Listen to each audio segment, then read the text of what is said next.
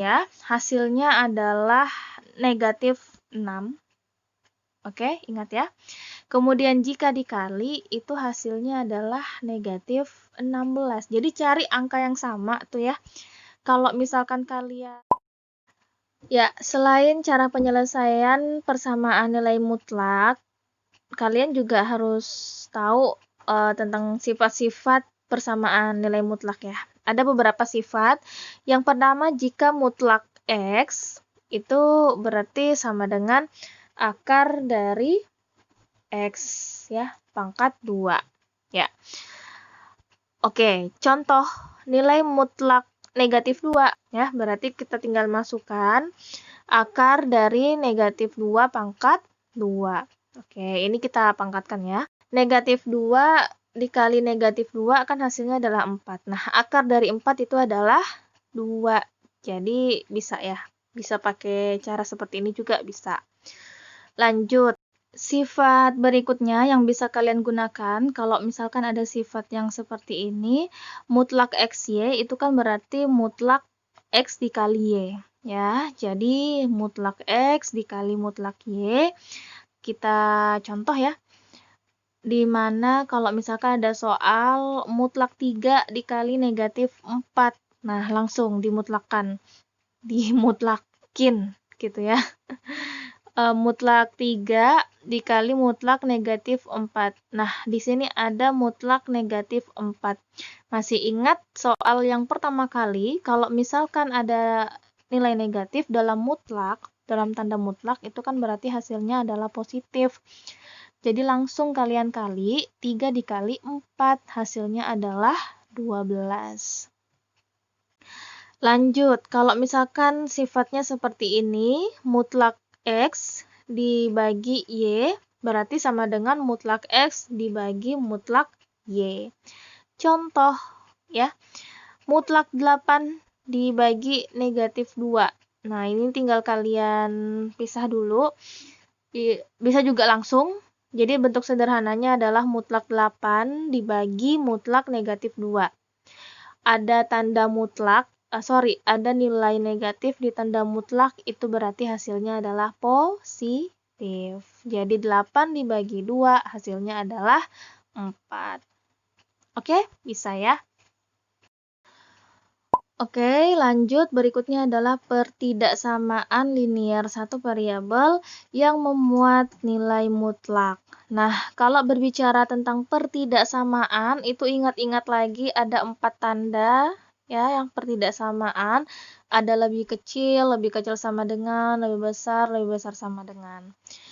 Kalau ada tanda mutlak dalam pertidaksamaan, berarti kalian gunakan rumus atau sifat yang seperti ini.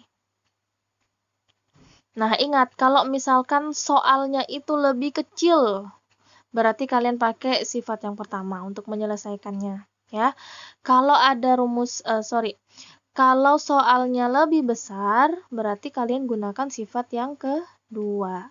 Jadi, tergantung soalnya untuk menyelesaikan pertidaksamaan nilai mutlak. Langsung contoh soal. Kalau soalnya seperti ini, mutlak X dikurang 4 lebih kecil atau kurang dari 8. Nah, karena dia soalnya adalah kurang dari ya atau lebih kecil, berarti kan pakai sifat yang pertama, di mana A-nya ini adalah 8. Tinggal masukkan ke dalam rumus. Negatif A kurang dari X kurang dari 8. A-nya itu adalah 8, X-nya itu adalah X dikurang 4. Ya. Jadi negatif 8 kurang dari X dikurang 4. Oke, kurang dari 8. Kalian harus menyisakan variabel X saja.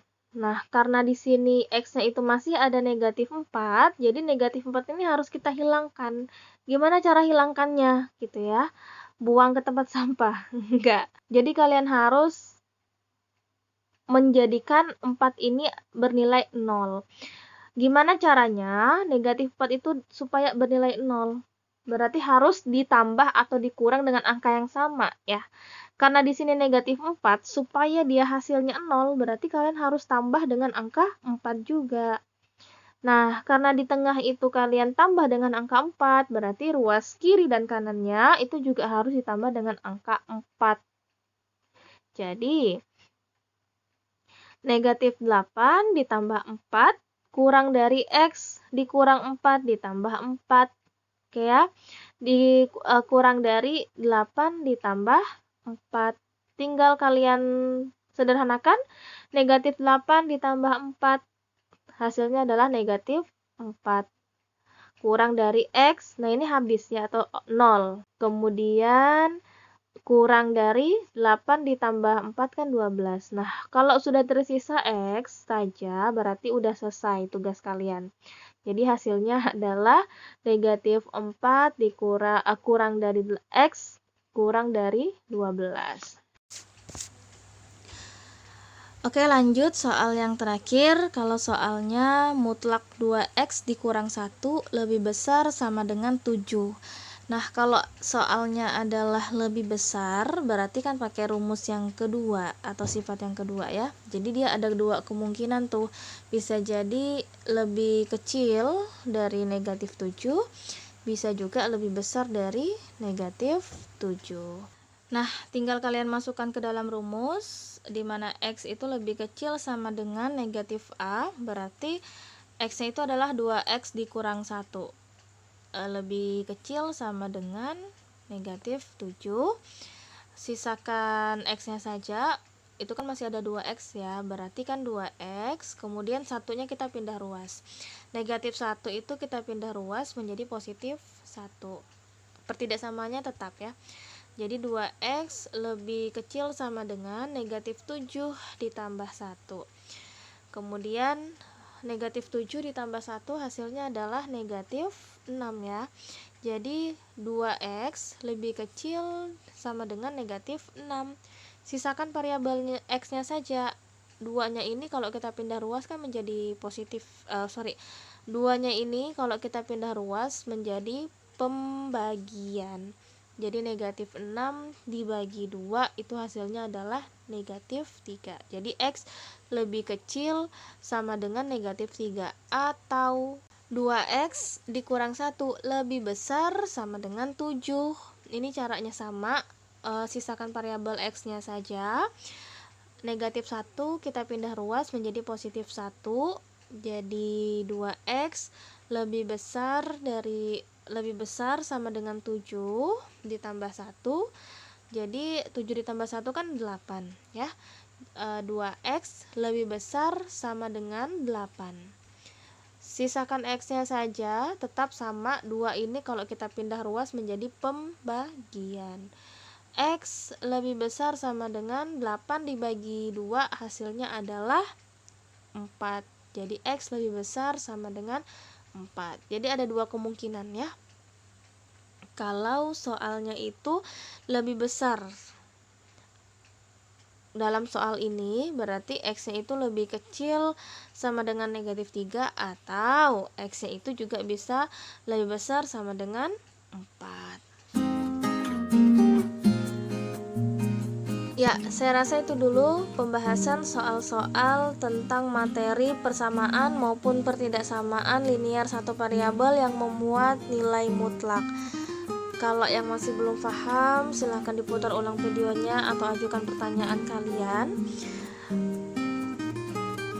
Sampai jumpa di pertemuan berikutnya. Assalamualaikum warahmatullahi wabarakatuh.